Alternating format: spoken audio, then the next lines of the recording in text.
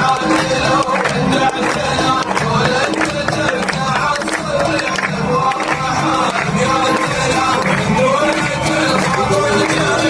का पूरा यूएई भारत माता जय के नारों से गूंज उठा।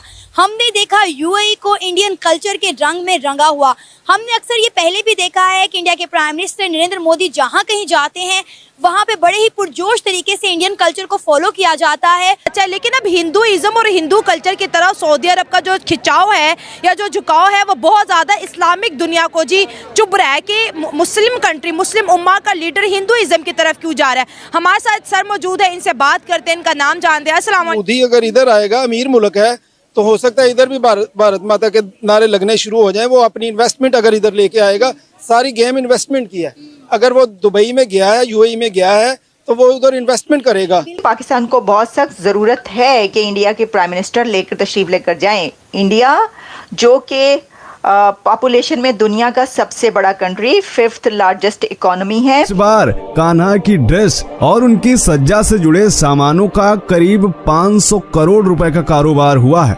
इनमें से सबसे ज्यादा हैरानी वाली बात यह थी कि सऊदी अरब से भी बड़ी संख्या में करोड़ों रुपए के भगवान श्री कृष्ण की ड्रेसेस के ऑर्डर आए हुए हैं। उन्होंने जो 30 सालों में जो काम किया, अपने लोगों को ट्रेन कर करके बाहर भेजा। दुनिया की 25 बड़ी कंपनीज के सीईओज इंडियन हैं। जय हिंद दोस्तों। तो जैसा कि पाकिस्तानी मीडिया चर्चा कर रहा है कि दुबई के शेख राम भजन पर, कृष्ण भजन पर झूमते हुए नज़र आते हैं। कई वीडियोस उनके इस तरह के वायरल्स होते हैं। अब देखिए, पाकिस्तानी ये सोचते हैं कि हम मुसलमान हैं तो पूरी दुनिया के मुसलमान हमारे हिसाब से ही चलेंगे। अब देखिए, सऊदी अरब के मुसलमानों को ये नहीं है कि अगर हम कृष्ण भजन पर झूम लेंगे तो हमारा धर्म खंडित हो जाएगा या हम हिंदू बन जाएंगे। देखिए, ये मानसिकता सिर्फ पाकिस्तानियों की है। पाकिस्तान में आपको पता होगा कि एक कानून है कि अगर किसी ने इस्लाम कबूल कर लिया तो वो इस्लाम छोड़ नहीं सकता, वरना फांसी की सज़ा मिलती है। तो ये डरा धमका कर एक तरह से अपना स्थापित करना चाहते हैं साम्राज्य। पाकिस्तान को पता नहीं है कि पाकिस्तान किस देखिए, वैसे सीधी सी बात ये है कि पाकिस्तान में लगभग कुछ पॉइंट मान लीजिए आधा % के आसपास काफिर हैं इनके हिसाब से, बाकी सब तो मुसलमान ही हैं। तो भाई सरिया कानून क्यों लागू नहीं हो रहा? आपको ब्रिटेन में सरिया चाहिए, भारत में सरिया चाहिए, अमेरिका में सरिया चाहिए, तो पहले सबसे पहले पाकिस्तान में सरिया कानून लागू करो। लेकिन क्या है कि इनकी मानसिकता ऐसी ही है। इनको लगता है कि सऊदी अरब, यूएई इनके हिसाब से चलने चाहिए, जबकि इनको पाला है उन लोगों ने, हमेशा से डॉलर फूके हैं उन्होंने, इनके लिए तेल दिया है उधार में बिलियंस ऑफ डॉलर का, इन लोगों पर बहुत पैसा उड़ाया है उन्होंने। लेकिन आज वो कुछ अपने हिसाब से कर रहे हैं तो इनको तकलीफ़ हो रही। अब देखिए, सीधी सी बात है, भारतीय लोग बड़ी तादाद में वहाँ पर रहते हैं, उनके साथ काम करते हैं, तो उनका व्यवहार ऐसा नहीं है। उन्हें स्कूलों में ये नहीं सिखाया जाता कि ये काफिर है, तुझे इसे मारना जब तू जन्नत जाएगा, इस तरह की रियलिटी नहीं है वहाँ पर। वहाँ पर शिक्षा दी जाती है एआई टेक्नोलॉजी के हिसाब से। तो व्यक्ति खुद समझदार बनता है, उसे पता होता है कि मुझे क्या करना है क्या नहीं करना। लेकिन पाकिस्तान में शिक्षा ही ऐसी दी जाती है कि दूसरों से सिर्फ नफरत करो, बस इसके अलावा दूसरी चीज़ सिखाई नहीं जाती।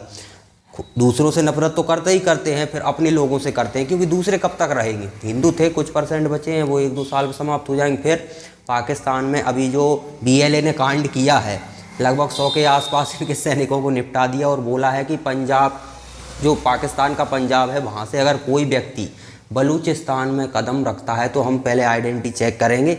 अगर वो बलूचिस्तान का नहीं है, यहाँ का निवासी नहीं है, बाहर से आया, तो उसे तुरंत मार देंगे हम, चाहे वो आर्मी का हो, पुलिस का हो या आम नागरिक हो। तो भाई पहले अपने घर को देखिए, फिर देखिए कि सऊदी अरब क्या कर रहा है और यूएई क्या कर रहा है। तो चलिए देखते हैं पाकिस्तान का मीडिया आगे और क्या कहता है। पाकिस्तान में 2,60,00,000 बच्चे ऐसे हैं जो कि स्कूल नहीं जा रहे, जिनकी एज है स्कूल जाने की। 2,60,00,000 बच्चे स्कूल ही नहीं जा रहे, जिनकी एज है स्कूल जाने की। दुनिया में 70 मुमालिक की पॉपुलेशन 2,60,00,000 से कम है। हम 70 मुमालिक से बड़ी तादाद हमारे बच्चों की, उन बच्चों की जो कि स्कूल ही नहीं जा रहे, और जो स्कूल जा रहे हैं, और मैं बात कर रहा हूं सरकारी स्कूलों की, वहां पर क्या हो रहा है, क्या सिखाया जा रहा है, क्या पढ़ाया जा रहा है, वो एक अलग स्टोरी है। मैं बचपन से सुनता चला आ रहा हूं कि घोस्ट टीचर होते थे, घोस्ट स्टूडेंट होते थे। अभी हमारे यहाँ हमारे सूबे में एक रिपोर्ट जमा हुई है हाई कोर्ट में घोस्ट स्कूल्स की। आउट ऑफ 48,000 पहली दफा में पता चला कि स्कूल भी घोस्ट होते हैं। तो आउट ऑफ 48,000 स्कूल्स में से 11,000 स्कूल घोस्ट हैं। कैन यू इमेजिन कि हम क्या कर रहे हैं अपने साथ? 11,000 स्कूल घोस्ट का मतलब है कि उसकी टीचर्स की तनख्वाहें जा रही हैं, उसके मेंटेनेंस के पैसे जा रहे हैं, उसके पानी का बिल जा रहा है, बिजली का बिल जा रहा है, और स्कूल ही नहीं है। तो दुश्मनों की जरूरत है नहीं हमें। इसको किसी ने नहीं बिगाड़ा और कोई बिगाड़ नहीं सकता। इसको इस नहज तक हम लोगों ने पहुंचाया है और कोई बाहर से आके इसको ठीक भी नहीं कर सकता। इसको हमने ही ठीक करना है, आपने ठीक करना है। और मैं बहुत खुश हूं इस बात पे कि दुनिया में बेसिक सी बात है कि अगर आपको कोई बीमारी है तो उसको डायग्नोस तो करें, पहले समझें तो कि हम बीमार हैं और फिर उसकी रेमेडी करेंगे, इलाज करेंगे। तो पहले बीमारी माने तो सही, पहले डायग्नोस तो करें।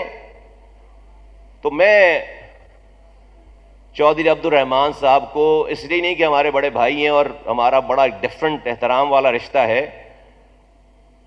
मैं इनको बहुत ही दिल की गहराइयों से खराज तहसीन पेश करता हूं कि ये जो इन्होंने ये काम किया ना लोगों को जोड़ने वाला, ये आसान नहीं है। इस पाकिस्तान में ये जितनी यूनिवर्सिटीज हैं पाकिस्तान की, उनका एक एप्सअप एक फोरम बन गया है एक जगह। ये कौन लोग हैं?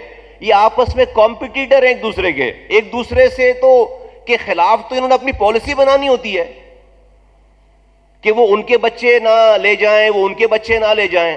कमाल बात है। इनको जमा करना जो कि आपस में एक दूसरे के कॉम्पिटिटर हैं दुनियावी तौर पर, यह आसान काम नहीं है। जिनका बिजनेस सेम हो, जिनके काम सेम हो, वो आपस में इसके लिए वो रूह चाहिए जो आप अपनी जात से बाहर निकलकर सोचना शुरू करें। और तवक्कुल चाहिए कि आपका जो रिस्क है, आपकी जो इज्जत है, आपका जो मुकाम दुनिया में अल्लाह ताला ने फिक्स कर दिया है, वो आपसे कोई ले नहीं सकता। ये पाकिस्तान की ड्यूटी थी कि वो इंडिया के प्राइम मिनिस्टर को इनवाइट करें, क्योंकि पाकिस्तान होस्ट है। तो जो होस्ट कंट्री होता है वो उस कॉन्फ्रेंस, उस समिट के जो मेंबर कंट्रीज़ हैं उनको वो बुलाता ही है। ऐसा तो नहीं हो सकता ना कि आप कहें कि चाइना आ जाए, रशिया आ जाए, कज़ाकिस्तान आ जाए, ये सब कंट्रीज़ आ जाएं, लेकिन एससीओ के एक कंट्री इंडिया जो है तो वो जो है हम उसको नहीं बुलाएंगे क्योंकि हमारी उससे जो है वो आपको पता है कि वो क्लीशे के जी दुश्मनी है। ऐसा नहीं हो सकता, ऐसा नहीं हो सकता था।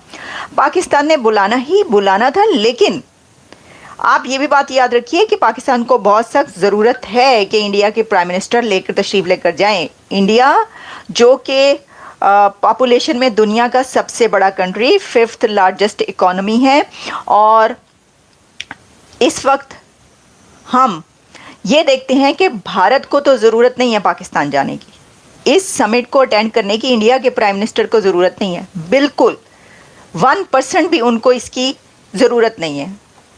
कोई फ़र्क नहीं पड़ता उनको अगर वो इस समिट में ना जाएं।